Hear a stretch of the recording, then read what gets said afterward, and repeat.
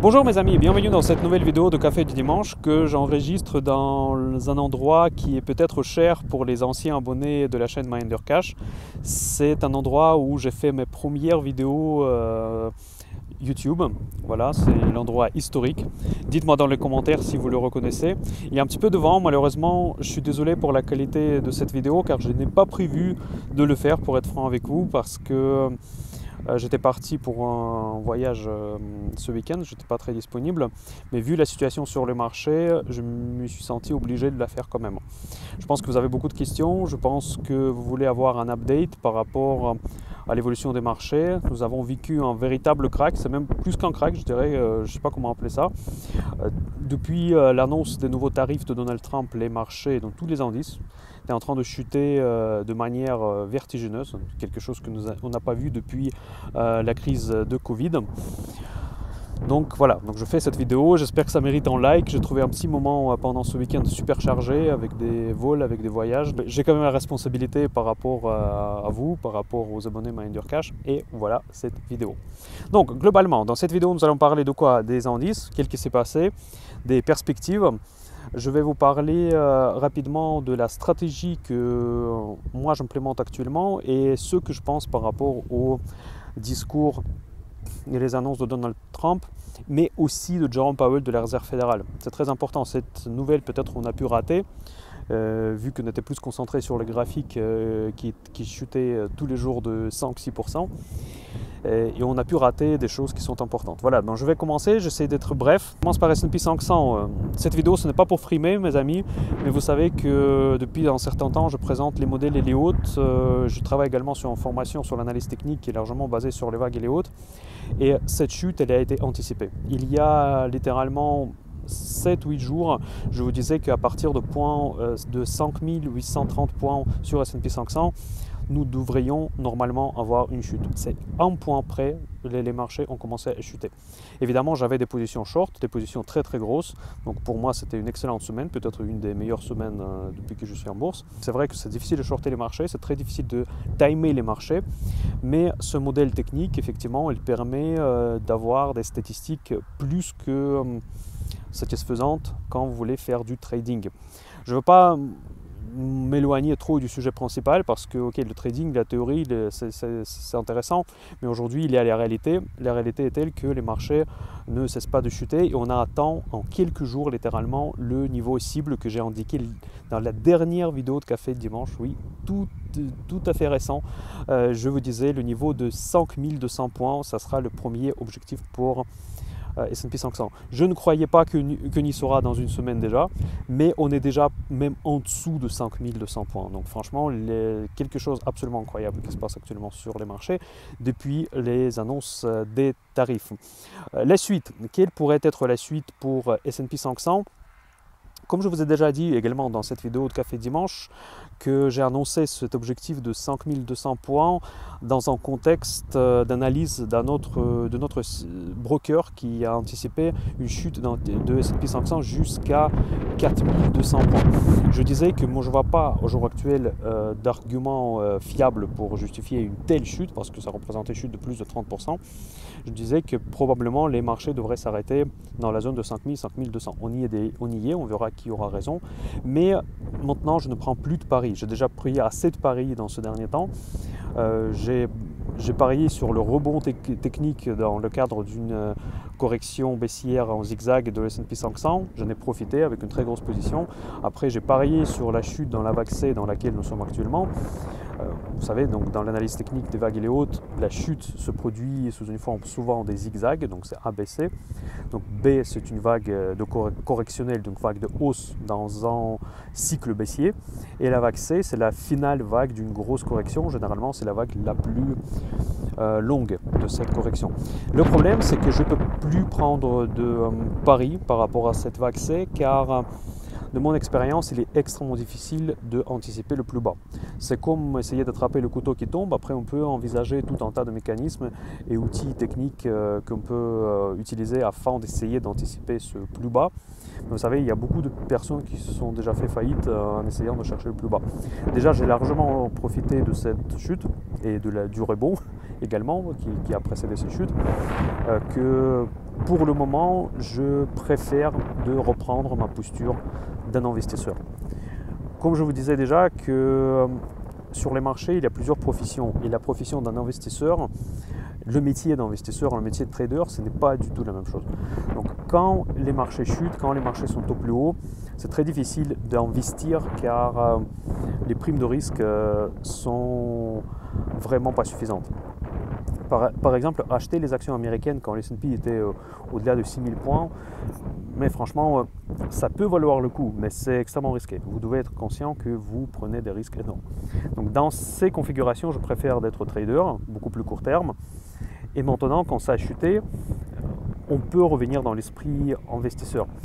Pourquoi je dis qu'il ne faut pas acheter nécessairement tout de suite? Parce que j'ai fait l'analyse de marché, j'ai déjà acheté certaines valeurs, mais quand je fais cette analyse, je me suis rendu compte que quand même, beaucoup d'actions restent toujours très chères. N'oubliez pas, ok, cette chute, elle a fait peur beaucoup de personnes. Parce qu'en pourcentage, ça fait beaucoup. Sur le graphique, ça fait peur. Mais objectivement, par rapport à la hausse récente des indices, surtout la hausse des valeurs d'intelligence artificielle, c'est pas grand-chose. On a corrigé la hausse phénoménale. Et évidemment, la correction elle était phénoménale également.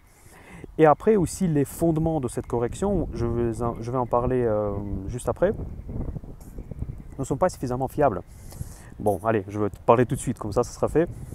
Les Black Swans sont difficiles à anticiper. Cette fois, c'était un rare cas, on pouvait l'anticiper et ça a marché. D'ailleurs, ça arrive assez rarement. Les situations comme la crise de subprimes ou bien Covid, c'est beaucoup plus dangereux que ce que nous vivons aujourd'hui dans le sens où ce sont des crises où on n'a pas encore de solution parce que c'est l'incertitude qui s'installe parmi les acteurs économiques. On ne sait pas trop quoi faire. On a trouvé une solution pendant la crise de subprime, c'était les quantitative easing, c'est les banques centrales qui ont commencé à injecter liquidité dans le système financier. Pendant le Covid, on a profité exactement de même mécanisme pour quelque part sauver les marchés. Au début de cette crise, on ne savait pas où on allait arriver. On ne savait pas si on va trouver ce vaccin, est-ce que ça sera mortel, à quel point à quelle vitesse ça va se propager. Donc il y avait énormément de paramètres qu'on ne pouvait absolument pas chiffrer. Dans cette crise actuelle que nous sommes aujourd'hui, c'est une crise qui est purement handmade. Elle est handmade par Donald Trump et son équipe. Ils ont décidé d'annoncer ces tarifs. Ils peuvent aussitôt revenir sur cette solution. Je ne dis pas qu'il va nécessairement le faire demain, mais c'est une personne physique, si vous voulez, qui a décidé de le faire. Et s'il va voir que effectivement ça part en cacahuète, ce qui semble dériver, il peut très facilement revenir sur ses paroles. Il en a déjà fait beaucoup de fois à Donald Trump et corriger quelque part ses erreurs. Je ne pense pas qu'il va le vendre comme une reconnaissance de ses erreurs. Il va trouver une autre argumentation. Mais en gros, il va essayer, si tout se passe vraiment mal, il va essayer de revenir à la table de négociation avec ses anciens partenaires. Je commence à les appeler anciens partenaires parce que actuellement, je ne sens pas beaucoup de partenariats, notamment entre l'Europe et les États-Unis. Un autre point, mes amis, tout le monde parle des tarifs. Peut-être par inertie que les médias sont anti-Trump, les médias sont plutôt à gauche. Mais si on réfléchit bien, cet tarif de Donald Trump, c'est fou quand même. Dans le contexte actuel, je trouve que c'est fou, c'est une bêtise. Mais les tarifs en soi, c'est quelque part tout simplement la TVA sur l'importation, pardon. Eh bien, la TVA dans tous les pays européens, la France n'est pas une exception, vous savez, ils sont très élevés. Donc on a déjà quelque part ces tarifs qui sont implicitement présents. Sauf que Donald Trump, il a vendu, d'ailleurs ça c'est pas si bête que ça, la hausse d'impôts, quelque part pour ses citoyens, comme une politique America First. C'est tout simplement ça qu'il fait. En fait, il a mis en place la TVA, mais uniquement sur les marchandises qui sont en provenance des pays étrangers. Avant tout la Chine, mais aussi l'Union européenne. Juste pour votre information, c'est quelque chose peut-être que vous ne savez pas, peut-être si, qu'aux États-Unis, il n'y a pas de TVA généralisée, pas de TVA nationale. Il y a ce qu'ils appellent les sales tax qui varient selon l'État entre 0 et 9%. Je vous rappelle qu'en France, on a 20% de la TVA. Et cette TVA, effectivement, elle ne touche pas uniquement les produits d'importation, mais elle touche tous les biens et services qui sont vendus en France. Après, il y a les TVA spéciaux, évidemment, pour la nourriture, etc. Mais aux États-Unis, on ne peut pas dire qu'il n'y a pas de TVA, mais on peut constater que cette TVA elle est nettement inférieure à ce que nous avons en Europe, pas qu'en Europe. Donc il faut quand même être bien conscient que tout ce qu'il fait, c'est tout simplement instaurer la TVA qui varie selon le pays. Les pays de provenance desquels vient la marchandise. Voilà, ça c'est un point aussi quand même important à noter, c'est que cette folie de Donald Trump qu'on nous présente dans les médias, c'est une folie dans le contexte actuel, parce que c'est pas ça qu'il nous faut en ce moment, mais en soi, si on était vraiment dans une prospérité internationale, dans le monde un peu tranquille biche, de point de vue macro, ça serait, on va dire, une question qui pourrait être, une solution qui pourrait être mise sur la table afin de renflouer le budget américain. Voilà, ça c'est juste une petite parenthèse. Voilà, donc ce qui concerne S&P 500, pour résumer, je n'ai plus d'objectif, donc mon objectif reste valable entre 5000 et 5200 points. J'ai commencé à réduire mon short. Mon short, il est tellement dans la monnaie actuellement, parce que j'ai deux shorts en fait, sur S&P 500 et sur le CAC 40. Sur le CAC 40, j'ai un énorme short. Et sur S&P 500 aussi un short gros, mais pas aussi gros que sur CAC 40. Ces shorts, il est implémenté avec des options put, donc ceux qui font partie de mon club Mind Cash Option Invest, j'ai communiqué ces positions quand elles ont été ouvertes. Actuellement, elles sont très difficiles à vendre parce que les options dans la monnaie sont illiquides, il n'y a pratiquement plus de carnet d'ordre. Et je suis obligé d'implémenter des stratégies un petit peu plus complexes pour quelque part sortir entre guillemets cette solution, parce que sortie de la solution optionnelle quand il n'y a pas de liquidité se fait par des moyens techniques assez sophistiqués. Et ce que je fais en réalité, je vends les options put sur les actions qui m'intéressent. C'est une stratégie d'accumulation des actions dans le portefeuille qui est très classique, que j'ai présenté dans ma formation Option Invest et que je fais beaucoup pour mon portefeuille personnel. Mais cette fois, je suis presque obligé de le faire parce que c'est une façon de compenser la position short que j'ai actuellement ouverte toujours, qui est très dans la monnaie et que je ne peux pas clôturer facilement. Bon, après, tout ça c'est un peu technique, mais grosso modo, ma position sur le marché, que dans la zone de 5000-5200 points sur S&P 500, je commence à réduire mon short parce que je n'ai plus de visibilité. Je n'ai pas encore d'argument suffisamment fort pour croire que la chute de telle ampleur va continuer la semaine prochaine, et ça me pousse vers des solutions un petit peu plus on va dire conservatives, et du coup prendre les profits entre guillemets. Voilà, je prends les profits si vous voulez résumer ma position sur S&P 500. Sur les indices européens, CAC 40 et le DAX, c'est un petit peu la même histoire, donc on chute comme une pierre d'une édifice de toit de l'immeuble. Par contre ici c'est un peu différent, parce que généralement on regarde le marché européen comme un ensemble, on va dire, homogène, mais pour moi ce n'est pas le cas, parce que l'indice CAC 40 il est assez intéressant compte tenu de sa structure. Dans l'indice CAC 40 vous avez beaucoup de luxe, il a beaucoup de Total Energy qui pèse sur les cours de CAC 40, il y a également Sanofi. Pour tout vous dire, on aime bien critiquer la France, mais il y a beaucoup de valeurs avec des moites. Notamment le luxe, il y a des forts moites, ce qui a les avantages concurrentiels. Et non seulement ce sont des moites forts, mais aussi ce sont des avantages concurrentiels qui sont accompagnés par un pricing power important. C'est quoi le pricing power? C'est la capacité d'une entreprise de ne pas perdre le chiffre d'affaires en montant les prix. Et ça, c'est quelque chose qui va arranger énormément les sociétés de luxe. Regardez, par exemple, aujourd'hui, Donald Trump il a imposé les tarifs, donc ça veut dire que les sacs Louis Vuitton vont coûter plus cher aux États-Unis.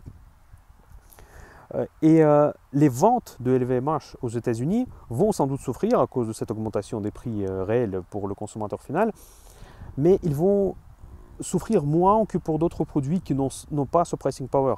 Parce que celui qui a voulu acheter un sac Louis Vuitton, il va le faire de toute manière, même si il va coûter plus de 20%, il va prendre le plus de crédit sur sa carte bleue et basta. Il va l'acheter de toute manière parce qu'ils veulent acheter exactement ce sac Louis Vuitton, il ne veut pas autre chose.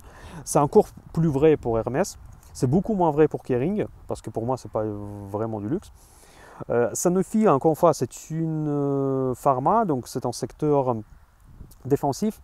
Et Total Energy, c'est tout simplement ma valeur préférée, parce qu'en dessous de certains niveaux, auxquels on est actuellement, je crois, Moi, j'étais plus focus sur les indices cette semaine, j'avoue, parce que c'est là où j'avais les plus gros PNL, que sur les valeurs qui me restaient dans mon portefeuille, parce que j'ai réduit énormément mon portefeuille il y a à peu près un mois. Donc, juste pour vous rappeler que j'expose les lignes de mon portefeuille aux abonnés Minder Cash Patrimoine. Tous les liens sont à la description à cette vidéo, si ça vous intéresse.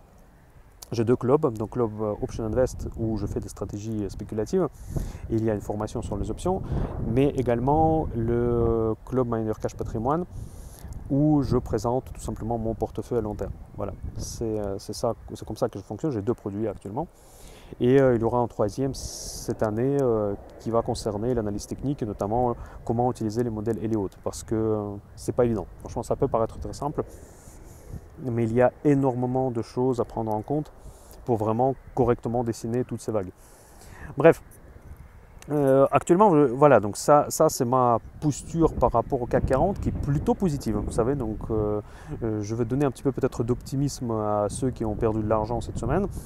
C'est que pour moi, à partir d'un certain moment, les valeurs du luxe deviennent intéressantes, et j'ai déjà communiqué que j'ai pris une très grosse position sur LVMH cette semaine. Pour l'instant, elle est dans le rouge, mais par contre, elle offset mon énorme short sur CAC 40. Bon, pas entièrement, juste peut-être un quart de mon short sur CAC 40. Et j'ai acheté pas mal d'actions de LVMH autour de niveau 160, si ma mémoire est bonne. Donc du coup, maintenant, ça a baissé encore plus. Mais à ces niveaux-là, je considère quand même LVMH comme une valeur avec laquelle je peux passer la crise, on va dire comme ça. Voilà, donc sur le CAC 40, on peut commencer à chercher les supports sur certaines valeurs. Celles qui ont des gros pricing power, celles qui ont des moites et tout simplement des valeurs de qualité. Il ne faut pas sous-estimer la France, il y en a en sein de l'indice français. Pour le DAX, c'était une histoire, je ne suis pas expert de DAX, honnêtement, je vous dis ça tout de suite. Je le regarde peut-être juste à titre, pas particulier, mais comment dire ça, à titre informatif, voilà, analytique plutôt que trading. C'est une indice allemande, évidemment, industrielle, très exportatrice. Mais pour moi, il y a beaucoup moins de valeur avec des moites. Il y a des voitures premium comme Mercedes-Benz, BMW et Porsche. Mais SAP, on peut dire que ça a des moites, mais pour le reste, franchement, c'est des moites assez légers. DAX, elle a profité dans, je n'ai pas envie de dire fake news parce que c'est quand même la vérité, mais c'est ce plan de relance de la défense européenne.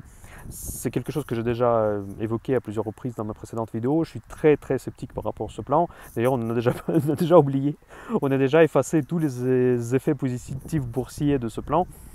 Je ne sais pas pour quelle raison, mais ce plan, en fait, il a été considéré comme quelque chose absolument révolutionnaire, quelque chose qui va complètement changer la donne en Europe. Pourtant, il s'agit des pauvres 500 milliards, c'est rien du tout. Franchement, je ne comprends pas pourquoi c'était perçu comme des montants colossaux.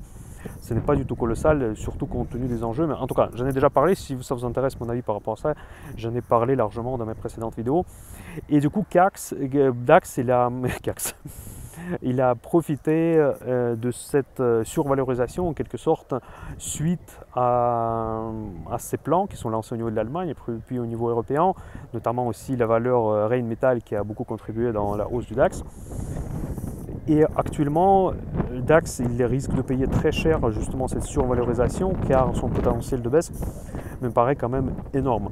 Car l'automobile qui est très présent au sein du DAX, n'oubliez pas que l'automobile, ce n'est pas uniquement les marques directement, c'est aussi tout le secteur autour d'automobile, parce que l'automobile, franchement, c'est un secteur lourd en termes d'industrie, et le secteur qui, on va dire, les fournisseurs, les sous-traitants de ce secteur automobile, il y en a énormément.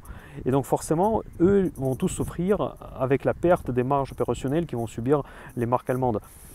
Et en fait, il faut quand même faire gaffe d'investir en fait dans ces valeurs parce que le moat peut être vite effacé parce qu'on a déjà quand même des Tesla, on a quand même déjà tout un tas d'autres valeurs dans le secteur auto qui peuvent être tout à fait compétitifs par rapport aux marques allemandes, même si marques allemandes, en tout cas selon mon point de vue personnel et subjectif, restent quand même largement de loin plus intéressantes que certaines qui sont conçues, qui sont vues comme les concurrents des marques allemandes. Mais bon, bref, ça c'est pas le sujet de cette vidéo.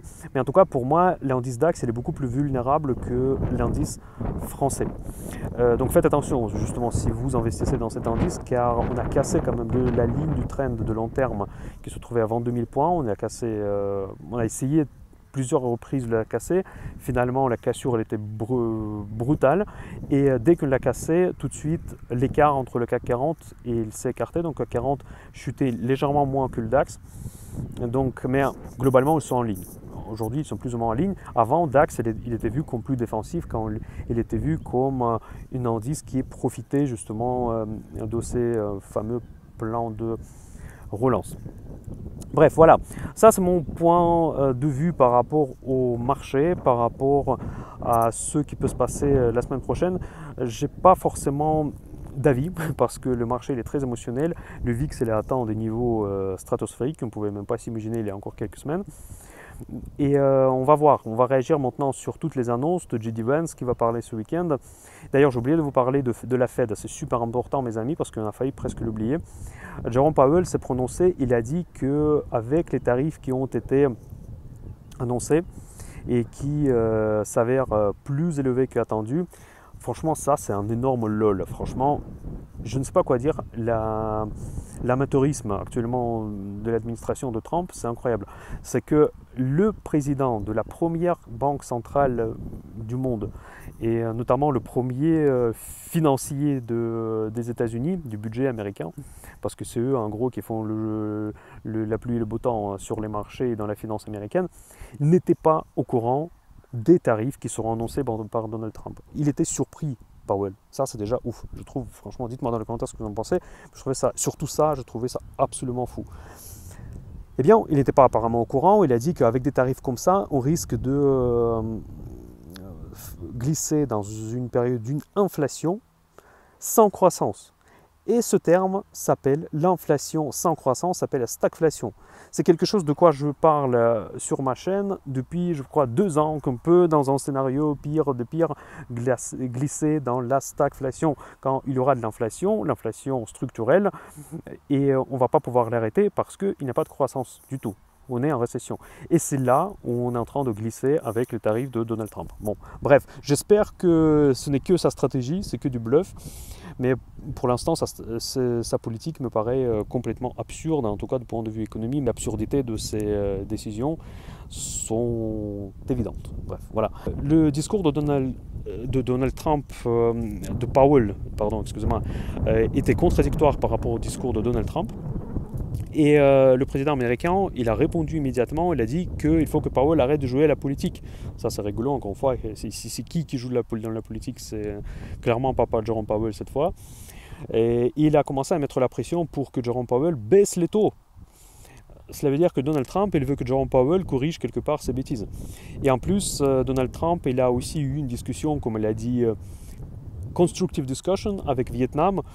Et tout de suite, les actions comme Nike, qui sous-traite sa production au Vietnam, ont flambé en contrario, en fait, en contre-courant avec les marchés américains. Bref, ça ressemble quand même à un jeu. Pour l'instant, ça ressemble à un jeu, donc je reste un peu optimiste. J'espère que Donald Trump va faire une grosse marche arrière sur toutes ces bêtises à un moment donné. Mais bon, tout peut arriver. Pour l'instant, je n'ai pas forcément des pronostics à donner sur les décisions de Donald Trump. Ça me paraît complètement impossible. Mais en tout cas, il y a une distorsion entre la politique de la Fed et la politique de Donald Trump.